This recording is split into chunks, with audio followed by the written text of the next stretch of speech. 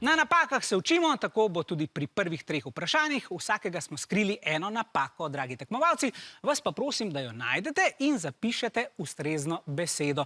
Če odgovorite pravilno v 15 sekundah, vam podarim 5 točk. Kot najpogostejša organska spojina na zemeljskem površju sem bistvenega pomena za vse oblike življenja.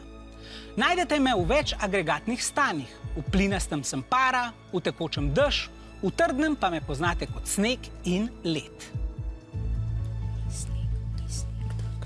5 sekund imate, zapišite odgovore. Pomaga vam seveda tudi tale slika na plazme.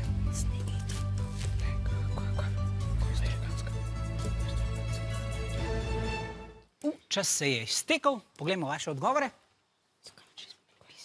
Rumeni ste napisali anorganska. Kaj ste želeli povedati? Anorganska. Vijoličasti, vi pa niste prišli tokrat do odgovora.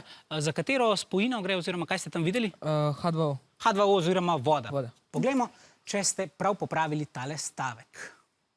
Anorganska se je podrčila in prvih 5 točk za osnovno šolo Franceta Prešerna Ribnica.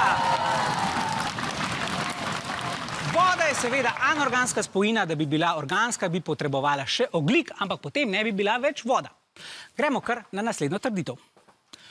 Vsako pomlad se iz Afrike vrnem v domače ravninske kraje, kjer si na človeških zgradbah postavim veliko gnezdo.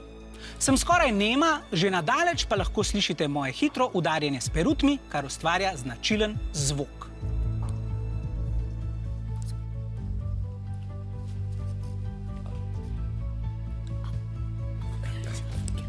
Razmislite, katera ptica to govori in popravite tale stavek. Še nekaj časa, hitro. Poglejmo vaše odgovore. Rumeni mislite, da dela zvok s kljunom. Vijoličasti, kaj ste vi želeli napisati? Azija, ampak... Azija. Dobro, poglejmo, kakšen bi bil pravilen odgovor. Ja, udarja res s kljunom in novih 5 točk za Ribničane. Pa poiščemo še kar zadnjo napačno besedo, ki nam jo bo predstavil en brkat gospod. Za mnoge sem največji slovenski pisatelj, skupaj s Ketejem, Murnom, Župančičem pa sem predstavnik slovenske moderne. Moja najbolj znana dela so pesniška zbirka Erotika, zbirka črtic Moje življenje in roman Hlapci.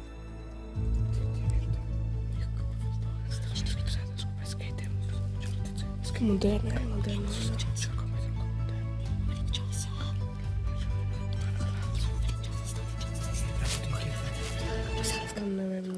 Tako, čas se je iztekel. Poglejmo vaše odgovore zopet.